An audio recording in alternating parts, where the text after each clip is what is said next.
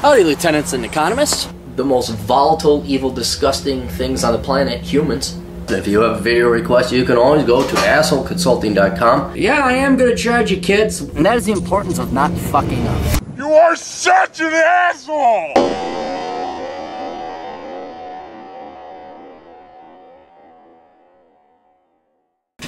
Hi, Aaron. Hope you can help. I'm writing to ask for help with a friend of mine. We'll call him Dave. His background: he's 41 years old, 6'1", average build, obsessive runner, sporting background, lives in cottage. Is that like lives in town, lives in cottage? Which is really an annex on his parents' house, so he pays no rent. God fucking Christ.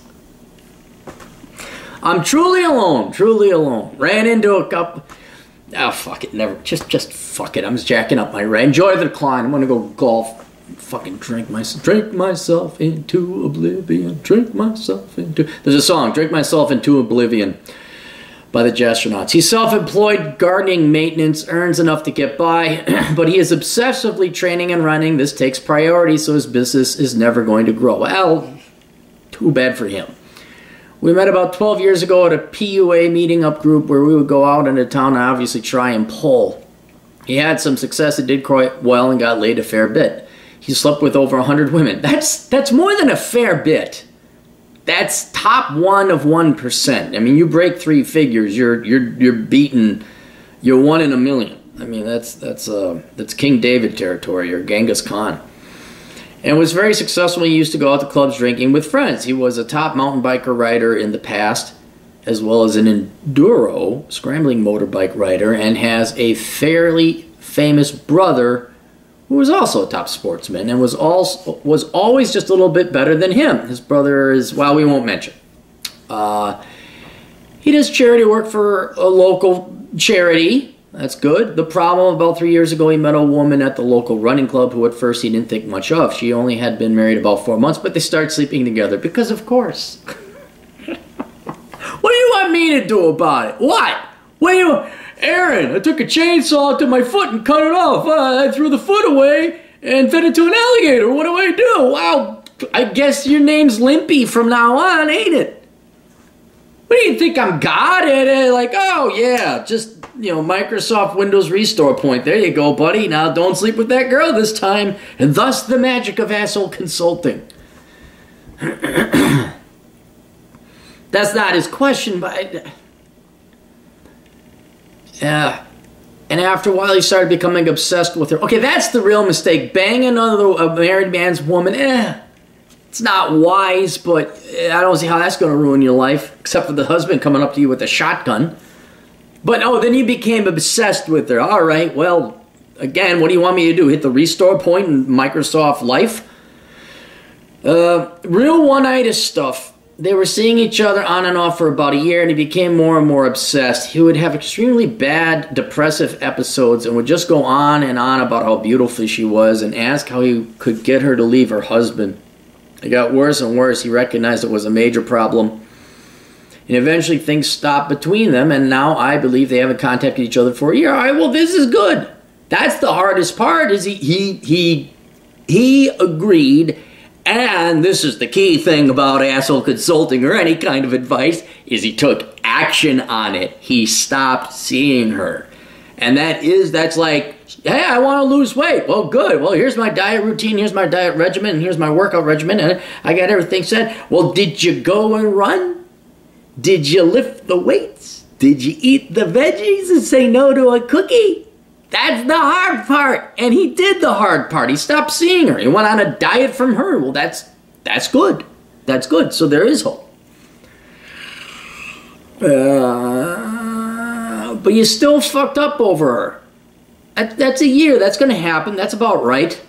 In about 2 years, it'll be all right. A few weeks ago,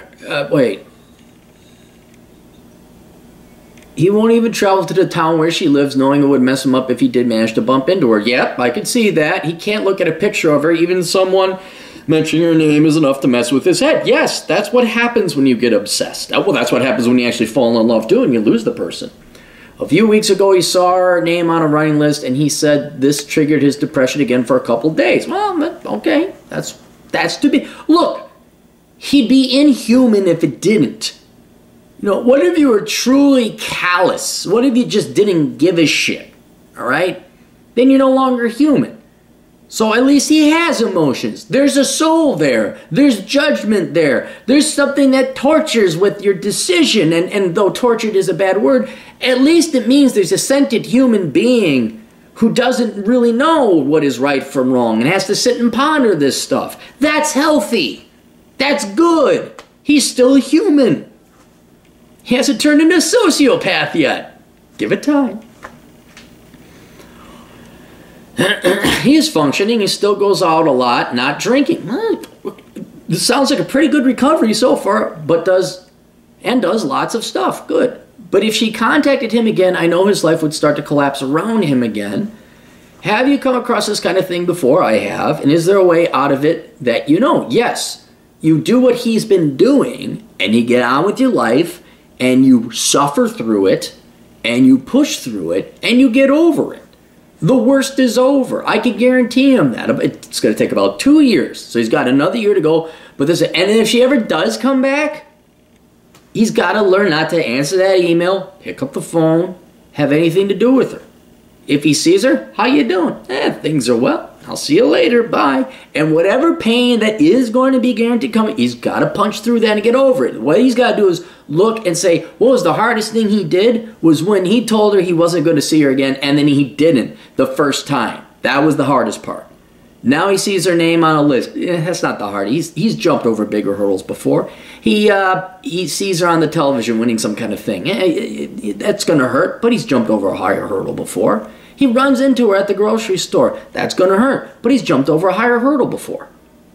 It's just up to him to say, no, I'm not going to have anything. And then time will heal all wounds. I know that is the gayest thing to ever hear. But time does heal all wounds, and soon he'll be over it. And then he'll be like, hey, how you doing? I got other shit going on. Have you come across, is there a way out? So that's your way out. Just put time through it. And here's the other thing. I don't say necessarily heroic, but very impressive how he's not drinking. He's still working out. He's still functional. A lot of guys put a bullet in their head. A lot of guys get mopey. They drink. They do drugs. They don't know reason. And it's going to take a year. He may even want to start finding another girl now. That is possible. And that's probably the best thing for him because he sounded like, until he went to PUA, now he slept with over 100 women. Up until that point, he sounded like a pussy. He sounded like a socially retarded nerd. But now he knows how to deal with women now. Go get some play. Maybe go date. I think it'd be time for him to find another girl. And, you know, to cure yourself of Oneitis, go find out there's other women out there. Separate yourself from these damn emotions and chemicals that the women trigger in you. And then you're like, oh, wow, yeah. That was not the end-all, be-all. There are more girls out there. I mean, right off the bat, she was married. 4 months in. Look, I understand you get the 7 or 10 year itch and then you're bored and you want to go suck some other guy's dick. Hey, you know, hypergamy, I'm aware. I'm not ignorant about the reality of the world. But 4 months? Well, first there's the moral issues this woman has. She has none. And then 4 months? There's problems be there.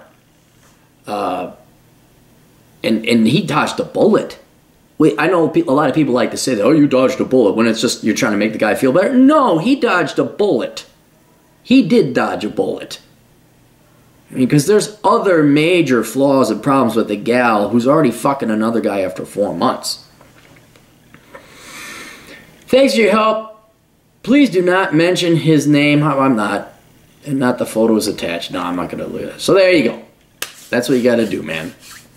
You got to go and just push the... Everyone's looking for the pill. What's the easy... There's no easy way. Success does not come through ease. The easy life does not come through ease. It comes through pain and torture that most people do not have the work ethic, energy, or balls to go through.